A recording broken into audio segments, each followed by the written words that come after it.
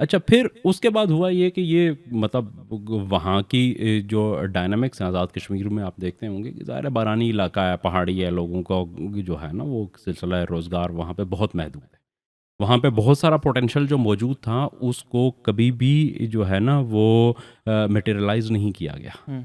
मतलब वहाँ पे जो क्या कहते हैं क्राइम रेट है, वो इक्वल टू ज़ीरो है। कहीं आपको मतलब कत्ल की जो एफआईआर होती हैं वो थाने में एवरेज जो था कुछ अर्सा पहले, वो बता रहे थे कि एक थाने में एवरेज 3 साल बाद एक कत्ल की एफआईआर दर्ज होती है, जो वहाँ का एवरेज है। इसी तरह चोरी या डकैती की जो एफआईआर है वो साल में 2 या 3 होती है। हुँ। राजधानी और इसकी शायद ही कभी जो है ना पूरे आज़ाद कश्मीर में साल में 1 आध 2 एफआईआर हों किसी। तो ये क्राइम रेट। ज़्यादा जो केस होते हैं ना ज़मीन जायदाद के होते हैं, हुँ। और वो होते हैं जी ये जो वैसे 107 वाले जो होते हैं वो जी, जी, लड़ाई वो हो झगड़ा। गया लड़ाई झगड़े हाँ, के ये वाले केसेस, होते हैं। मतलब इस टाइप के जो हाँ। है ना वो भी मतलब चंद 100 केसेस अगर पूरे साल में दर्ज होते हैं, तो ज़ाहिर है उसको कि इक्वल टू ज़ीरो। और ये मतलब एक वो थी एनजीओ की रिपोर्ट थी कि equal to zero crime ratio. वहाँ पे हाइड्रल का बहुत बड़ा पोटेंशियल मौजूद है। जो वो एक एशियन डेवलपमेंट बैंक की एक रिपोर्ट थी कि 30-32 हज़ार मेगावाट बिजली जो है वो माइक्रो लेवल हाइड्रल प्रोजेक्ट से वहाँ हो सकती है। तो वहाँ पे एक बहुत बड़ा इंडस्ट्रियलाइजेशन का स्कोप मौजूद था। वहाँ पे मैन पावर है, वहाँ पे जो क्या कहते हैं लिटरेसी रेट है वो बहुत अच्छा बहुत है अच्छा। पाकिस्तान की निस्बत। पूरे उसके अंदर इवन इस्लामाबाद से बेहतर वहाँ पे लिटरेसी रेट है। लेकिन इन सारी चीज़ों को कभी यूटिलाइज़ नहीं किया गया। लोगों के लिए यही है कि वहाँ से बाहर निकलेंगे, किसी दूसरी जगह जाके रोज़गार का कोई बंदोबस्त उनका होगा, या वहाँ पे रहना है तो सरकारी नौकरी करनी है। उसके अलावा तीसरी कोई चीज़ है, कोई कॉटेज इंडस्ट्री वहाँ पे डेवलप नहीं की गई कोई। आज के दौर में ये 2024 में हम जो है मई के आखिर में जब बात कर रहे हैं, तो आज भी वहाँ नेट की फैसिलिटी बहुत महदूद है। लिमिटेड है। इंटरनेट दस्तयाब नहीं है। मतलब वहाँ पे जो लोग हैं, चंद एक अब फाइबर कुछ बिछना शुरू हुई है कुछ जगहों, मखसूस शहरों के अंदर, लेकिन अभी भी 3G आपको वर्ल्डली 3G भी अवेलेबल नहीं है। मतलब खुद ये गर्मियों की छुट्टियां हैं तो अपने रिलेटिव जो है वहाँ पे मज़े की बात यह है कि रात को हम गए हुए थे, मैं वहीं हुँ। पे था, और वहाँ पे रात को लोगों ने जैकेटें और जो है ना गर्म चादरें ली हुई थी इस हीट वेव के अंदर। यहाँ पे ये वहाँ का मौसम था। लेकिन खुद अपने रिलेटिव से मेरी बात हो रही थी तो वो कहते हैं जी बच्चों की ऑनलाइन क्लासेस हैं तो यहाँ नेट दस्तयाब नहीं, इसलिए यहाँ नहीं रह सकते। ये हालात जो है ना वहाँ के हैं।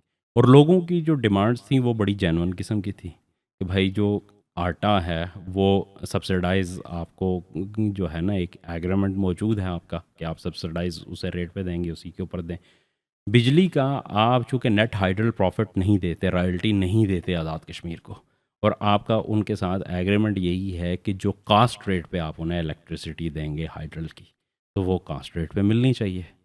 या फिर अगर नहीं है तो दूसरे तरीका तो यही है कि नेट हाइडल प्रॉफिट और उसकी रॉयल्टी मिलनी चाहिए। दोनों में से एक चीज़ हो सकती है। तो आपने एग्रीमेंट वो किया, और फिर उसके बाद उस एग्रीमेंट को जब वायलेट किया तो उसके अंदर आपका ये ख्याल था कि ऊपर हम अपनी मर्ज़ी की हुकूमत और उसके नीचे ब्यूरोक्रेसी जो है वो उसको खड़ा करेंगे और आवाम को हमेशा के लिए दबा लेंगे। लेकिन इसमें आपको नाकामी हुई। लोग खड़े हुए, आपको मजबूरन उनके सामने घुटने टेकने पड़े, और उस हालत में आके टेकने पड़े कि जब आपकी पूरी स्टेट मशीनरी जो है वो मुअत्तल होकर रह गई थी वहाँ पे। इतने बड़े पैमाने पे मास मोबिलाइजेशन थी कि जिसका आप तसव्वुर नहीं कर सकते। मतलब आपको मैं बताऊं कि वो छोटे छोटे बाज़ार जहाँ पे कि 8-8 10-10 दुकानें थीं, वहाँ पे 5-5 6-6 हज़ार लोगों के मजमे थे। और जब वो रैली जो है उसने चलना शुरू किया तो अगर उसको को किया जाए तो कई 100 किलोमीटर तवील जो है ना वो रैली बन चुकी थी गाड़ियों की जो उस वक्त। तो इतने बड़े पैमाने पे जब अगर मास मोबिलाइजेशन हो तो ज़ाहिर है आप एक जगह की फ़ोर्स को किसी दूसरी जगह उसके ऊपर नहीं लेके जा सकते। और अगर 1,000 बंदों के सामने एक बंदे को खड़े करते हैं तो आपके पास वाहिद ऑप्शन ये है कि आप गोलियां चलाएं। उसके अलावा तो आप कंट्रोल नहीं कर सकते उसको। तो आपको उस सूरत हाल में करनी चाहिए। तो अब भी समझने के लिए बहुत सारा कुछ है। एक तो पहली चीज़ ये है कि अभी ये मैं आपको एक बताऊं कि 27 तारीख को दोबारा प्रोटेस्ट की कॉल है वहाँ पे। उसकी वजह यह है कि मुतालबात का जो इम्प्लीमेंटेशन है वो नहीं हुआ।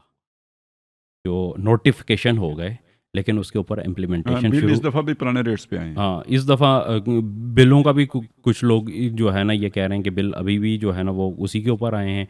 आटा जो है उसकी शुरू हुई है वहाँ पे, लेकिन उसके ऊपर भी आपने ये किया कि ये तो वो रेट है जो उसका प्रोडक्शन रेट होगा, इसके ऊपर फिर उसका कमीशन, उसकी जो है ना वो होगी मन कर करा के कैरेज, पहुंचा दिया। हाँ कैरेज, और ये सारी चीज़ें जो है ना वो खुद पे करेंगे और उस रेट को जो है ना वो कर दिया गया। लेकिन जो बाकी मुतालबात थे, मतलब इंटरनेट का जो मुतालबा था, जो वहाँ पे ब्यूरोक्रेसी की मराहत की हवाले से जो मुतालबात थे, जो वहाँ पे एहतसाब ब्यूरो की फ़ाल करने की बात थी कि करप्शन के जितने भी केसेस हैं उनको हुए, उनके ऊपर तो कोई पेशरफ्त नहीं हुई, तो जिसके ख़िलाफ़ अब भी है। तो मेरे ख़्याल में कि ये दोबारा उस तरफ नहीं जाना चाहिए कि जहाँ पे हालात ख़राब हों।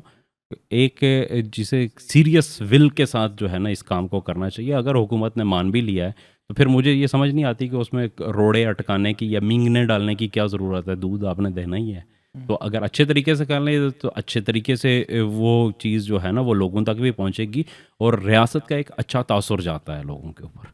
अगर आप उसको ख़राब करेंगे तो लाजमी सी बात है कि उसके ऊपर जो है ना होगा तो शायद अल्टीमेटली आपको करना पड़ेगा। आप 10% ही डंडी मार सकेंगे, लेकिन उस 10% डंडी मारने की वजह से आपने 90% काम भी कर लिया और अपने ज़िम्मे जो है ना अपने गले में एक और बदनामी का तोग भी डाल दिया। तो इस चीज़ को देखना चाहिए रियासत को।